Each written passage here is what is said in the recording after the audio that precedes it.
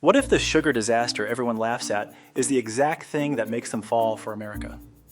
Funnel cake looks reckless, messy, almost impossible to defend, until that first hot, crispy bite lands. Then the jokes get quieter. So what are we really judging? The food or the version of America we were told to expect?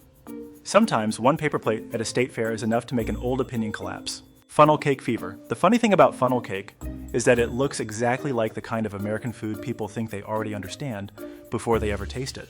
A tangled pile of fried batter, a snowfall of powdered sugar, a paper plate barely doing its job underneath. From a distance, it practically volunteers to become evidence in somebody's argument about American excess. Then the first warm bite goes in, and suddenly that argument needs a recess. That reaction says something much bigger about American fare food. Funnel cake was never designed to behave like a polished European pastry sitting behind glass in a quiet bakery. Walk through Paris and you might find a millefeuille arranged with the precision of a tiny apartment building. Vienna has pastries that look as though somebody measured every layer before breakfast. At an American state fair or county fair, funnel cake belongs to a completely different universe. It is supposed to arrive hot, uneven, generous, and covered in enough powdered sugar to leave fingerprints on your shirt for the rest of the afternoon. That difference is exactly where the charm begins. American fare culture has always understood something wonderfully simple. Food can be part snack, part spectacle, and part excuse to gather around a table with people you like. Nobody expects funnel cake to whisper. It walks onto the fairground wearing cowboy boots and carrying a megaphone. The portion is wide enough to make one person reconsider the meaning of personal serving. Yet sharing it almost immediately turns into a small family negotiation over who gets the crispiest edges. For visitors used to smaller pastries and more restrained presentation, that abundance can look almost theatrical. Britain has donuts at seaside fairs, Germany has Schmalzkuchen at festivals, and Spain has churros, so Europeans are hardly strangers to fried dough. The American twist is the attitude surrounding it. Here, nobody apologizes because dessert takes up half the table.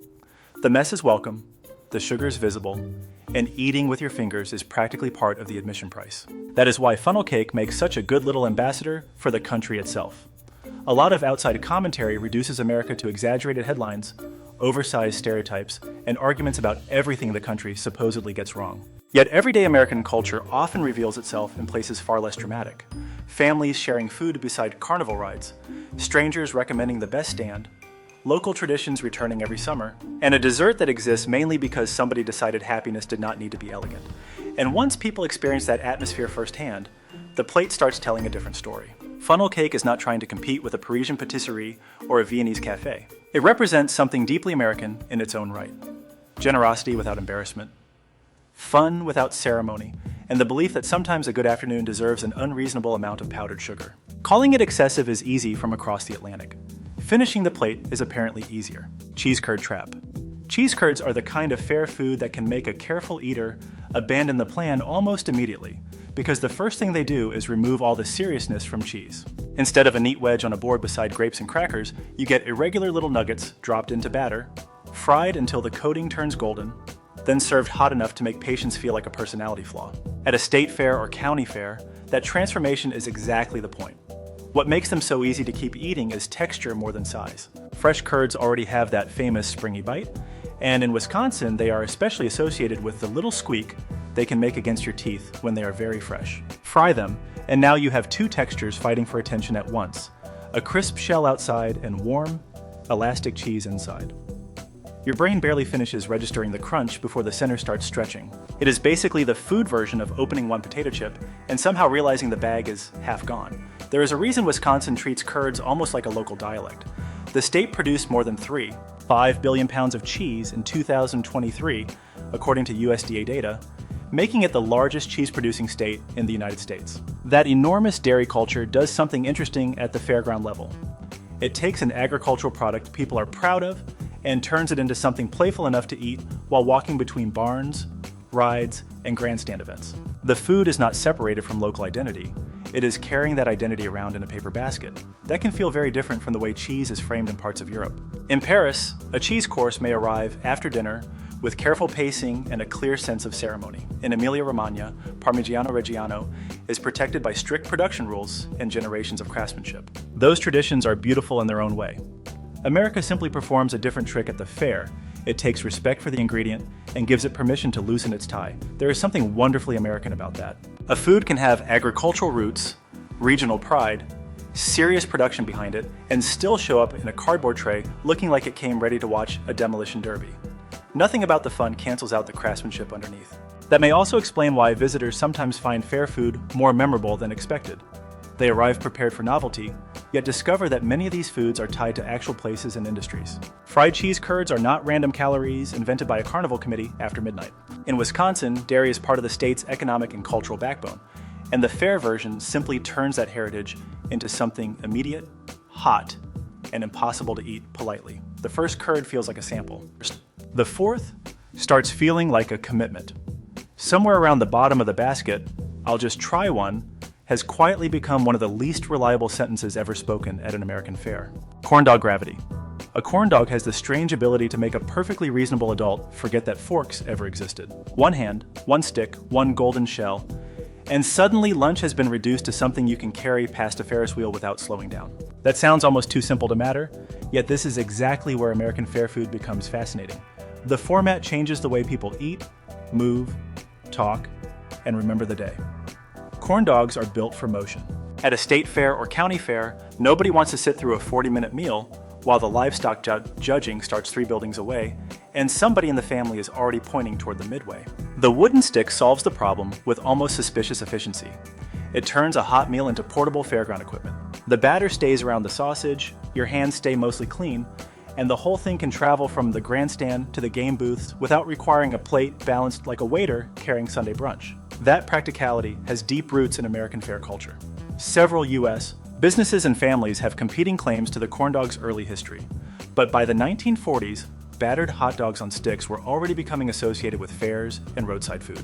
The Minnesota State Fair, one of the largest state fairs in the country, now attracts roughly 2 million visits in a typical year, which helps explain why food designed to be eaten while walking became such an important category. When that many people are moving through a temporary city of rides, barns, stages, and food stands, portability stops being a gimmick and starts looking like engineering. This is where the contrast with Europe gets interesting. Visit Munich's Oktoberfest, and much of the traditional food culture still revolves around communal tables, plates, mugs, and sitting together for a substantial meal. In Vienna, sausage stands offer their own wonderfully casual street food tradition, but sausages are often served sliced or with bread rather than sealed inside a cornmeal coat and handed over on a stick. America took a familiar food and asked a wonderfully practical question. What if we made the entire meal compatible with walking? The answer happens to taste pretty good. The cornmeal coating deserves more credit than it usually gets because it changes the experience completely. Corn brings a mild sweetness that plays against the salty sausage, while deep frying creates a crisp outer layer around a softer center. Add mustard, and the whole thing moves between sweet, salty, tangy, and crunchy without asking the eater to think very hard about any of it. It is the culinary equivalent of a classic pickup truck. Uncomplicated, useful, and somehow more charming because nobody's pretending it needs 20 luxury features. That combination also explains why "I'll just have a bite" is dangerous territory. A corn dog is portioned in a way that makes the next bite permanently visible. There is no messy pile to organize and no complicated filling to chase around the plate. Your hand already knows where bite number 2 is waiting.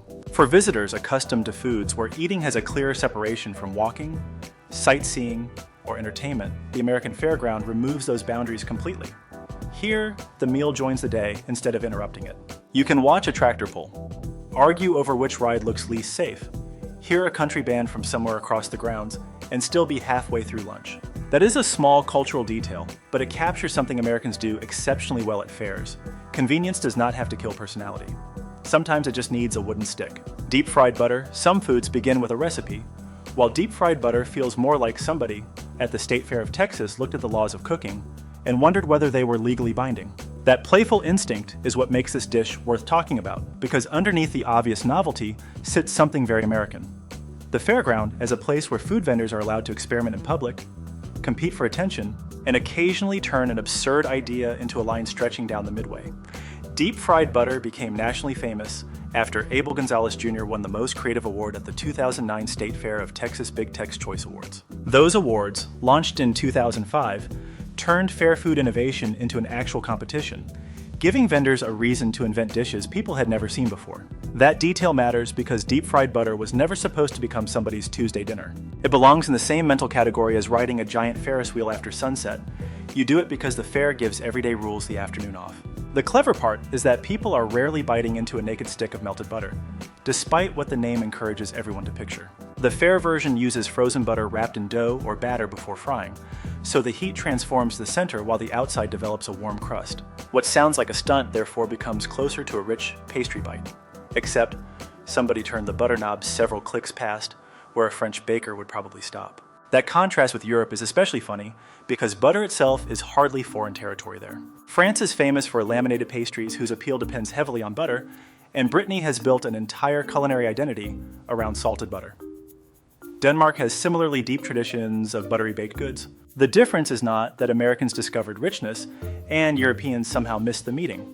The difference is where each culture permits the joke to happen. A Paris patisserie rewards control. A Texas fair rewards the vendor who makes somebody stop walking and say, "Wait, they fried what?" That single reaction explains a remarkable part of American fair culture. The Midway works almost like a temporary test kitchen with carnival lights. Vendors watch crowds, compete through creativity, and understand that memorable food needs a story before the first bite even happens. Nobody sends a photograph of an ordinary sandwich to the family group chat. Deep-fried butter, however, gets photographed before anyone has located a napkin. And that is where American excess becomes much more interesting than the stereotype suggests. At its best, it is not simply about making something larger or richer. It is about giving ordinary ingredients permission to become entertainment. Butter has spent centuries quietly helping cakes, biscuits, sauces, and pastries taste better. At a state fair, America finally drags it onto center stage, hands it a microphone, and apparently lets it headline the evening. Visitors may arrive thinking fair food is just a collection of outrageous combinations, yet dishes like this reveal a culture that genuinely enjoys invention for its own sake. There is competition, humor, regional pride, and a little harmless showmanship packed into one paper tray. Nobody needs deep-fried butter every week, which is probably why eating it once at the fair feels so memorable.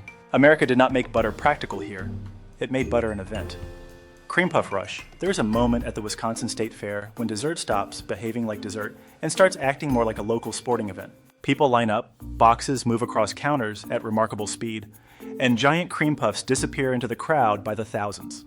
The surprising part is that nothing about the recipe sounds outrageous. No candy bar has been buried inside it, no ingredient has been stacked 6 layers high, and nobody has challenged gravity with a skewer.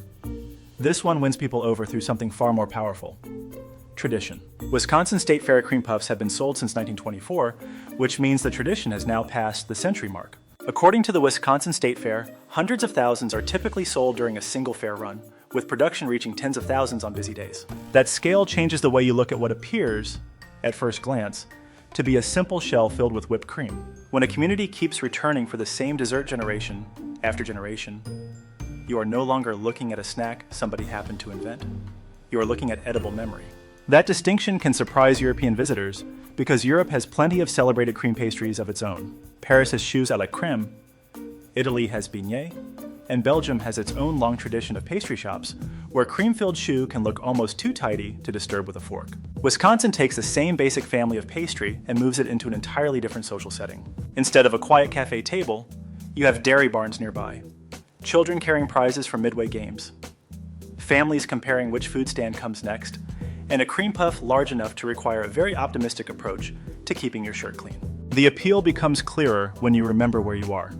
Wisconsin is America's leading cheese-producing state, and dairy farming has shaped the state's identity for generations. At the fair, fresh whipped cream is therefore more than a filling. It connects the dessert directly to the agricultural culture being celebrated all around it. A European pastry shop may emphasize the pastry chef. Wisconsin State Fair culture lets the farmers quietly share the spotlight. That makes this food different from the pure novelty dishes elsewhere on the Midway. Nobody needs to shock you into ordering one. Grandparents already know what it tastes like. Parents remember getting one as children, and younger visitors eventually learn that powdered sugar and whipped cream have absolutely no respect for clean clothing. The ritual sells itself. This is one of the loveliest things about American state fairs that outsiders often miss. They can look huge and loud from a distance, almost like somebody combined a farm show, amusement park, food festival, and neighborhood reunion. because choosing only one sounded unnecessarily restrictive. Yet tucked inside all that energy are remarkably intimate traditions. Certain foods become annual landmarks. Families photograph themselves beside the same stands. People argue affectionately over the proper way to eat them. Returning next summer begins to feel less like attending an event and more like checking in with an old friend. That is why the cream puff can be strangely persuasive. It shows a side of America that rarely survives the loudest headlines. Regional pride built patiently over decades. Agriculture turned into celebration, and communities willing to keep an old tradition alive simply because it still makes people happy. 100 years later, Wisconsin is still filling pastry shells with cream, and Americans are still lining up. At some point, you have to admit, the cream puff knows exactly what it is doing. Giant turkey leg. A giant turkey leg at an American fair does not really behave like a snack. It behaves like a prop somebody accidentally made edible. The first time you see one, there is a brief moment where your brain tries to decide whether this belongs in a lunch line or in the hand of a medieval king. That confusion is exactly why the dish works so well. It turns eating into theater without needing any decoration at all. The real hook here is not novelty for novelty's sake. It is primal simplicity. A smoked turkey leg is basically meat, heat, salt, smoke, and patience. That sounds almost suspiciously modest compared with the carnival around it, yet the sensory effect is enormous. The outside carries a dark, smoky bark. The inside stays juicy and dense. And the whole thing has enough weight in your hand to make a regular sandwich feel like paperwork. Once somebody starts tearing into it, there is no elegant choreography left. You are committed. That physicality makes the experience feel especially different from many European food settings. In cities such as Paris, Copenhagen, or Vienna, meat dishes are often presented in a more structured way, with cutlery, composed plates, sauces, and carefully portioned sides. Europe also has plenty of rustic food traditions, of course, from German Haxen to British roast meats, but the fairground version in America removes almost every barrier between the eater and the food. No fine plate, no delicate arrangement, no need to pretend the napkin is going to survive. There is also a reason turkey feels so deeply American. The United States raises hundreds of millions of turkeys in a typical year, according to USDA agricultural data, and the bird is closely tied to American food culture far beyond Thanksgiving. At fairs, the turkey leg becomes a much more playful expression of that familiar ingredient. Instead of being carved neatly at a family table, it is smoked, oversized, handheld, and carried through the midway like somebody won dinner at a strength contest. The addictive part comes from the combination of smoke and texture. Smoking builds flavor gradually, and the large size helps the meat hold moisture while the outside develops deeper savory notes. That contrast keeps every bite slightly different. One section is crisp and salty, another is softer and richer, and suddenly a piece of meat that looked almost comically huge starts disappearing faster than expected. There is something very American in that transformation. The fair does not ask food to be subtle before it can be respected. It lets a simple ingredient become memorable through scale, aroma, and atmosphere. You smell the smoker before you reach the stand, see somebody walking past with what looks like a small baseball bat made of meat, and a few minutes later, you are wondering why your own hands are empty. That is the hidden strength of fair food culture. It understands appetite as part of entertainment. The meal is not separated from the rides, music, livestock barns, and crowds. It becomes part of the same sensory overload. A giant turkey leg may look ridiculous from 20 feet away. By the time you are holding one, ridiculous starts feeling like a compliment. Pork chop giant. Some fair foods become memorable because they are weird, but a giant pork chop does something more interesting. It turns something completely ordinary into a public spectacle through sheer scale. A pork chop at home is dinner. A pork chop at an American state fair can look like it needs its own zip code, especially when it arrives thick, smoky, and large enough to make the paper tray underneath seem badly underqualified for the job. That oversized presentation is not random. State fairs have always been tied closely to agriculture, livestock, and regional food production, which means a huge pork chop is almost like an edible billboard for the farming economy behind it. Iowa is the clearest example. According to USDA data, Iowa consistently ranks first in the United States for hog inventory, with well over 20 million hogs in recent years. At the Iowa State Fair, pork is not some decorative theme added for tourists. It reflects an industry woven into the identity of the state itself. This is where the experience can feel surprisingly different from many parts of Europe. In Copenhagen, Vienna, or Amsterdam, pork is hardly unusual, and traditional cuisines across Germany, Denmark, Austria, and Poland use it extensively. The contrast comes from how the food is presented in public. European pork dishes are often built around a plated meal, sausages, roasts, schnitzel, or regional preparations with clear culinary structure. At an American fare, the pork chop gets stripped down to its most direct form. One enormous piece of meat, cooked over heat, handed over with barely enough ceremony to slow you down.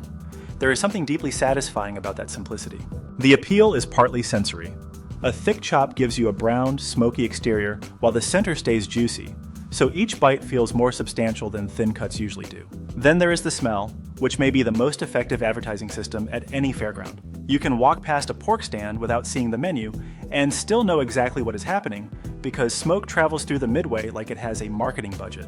That smell also does something important psychologically. Fair food is often bought before hunger becomes the main reason. People see someone else carrying something enormous, catch the aroma, then start negotiating with themselves. Maybe they were not planning to eat yet, but planning becomes surprisingly flexible when grilled pork is sending smoke across 3 aisles. The giant pork chop also reveals a side of American food culture that outsiders sometimes misunderstand. Large portions can be mocked from a distance as excess for the sake of excess, but at a state fair, size often serves another purpose: celebration. The animal, the farmer, the region, and the cooking tradition are all being put on display at once. Bigger presentation creates theater, but the ingredient itself still comes directly from the agricultural identity of the place. That is why the experience feels so different from simply ordering a large meal at a restaurant. The fair turns food into part of the landscape. You can smell the grill before you see it, watch smoke rise over the crowd, hear livestock activity somewhere nearby, and then realize the pork chop in your hand connects all those pieces together. America has a habit of making regional pride easy to taste. And apparently in Iowa, that pride comes with grill marks. What begins as a joke about powdered sugar, giant portions, and food on sticks often ends somewhere more meaningful, with people realizing that American fare culture is not about showing off, but about sharing joy without apologizing for it. These foods carry local pride, family tradition, and a little bit of playful madness in every bite. Which state fair food would you make a European try first? Tell us below, and subscribe for more unforgettable American culture stories.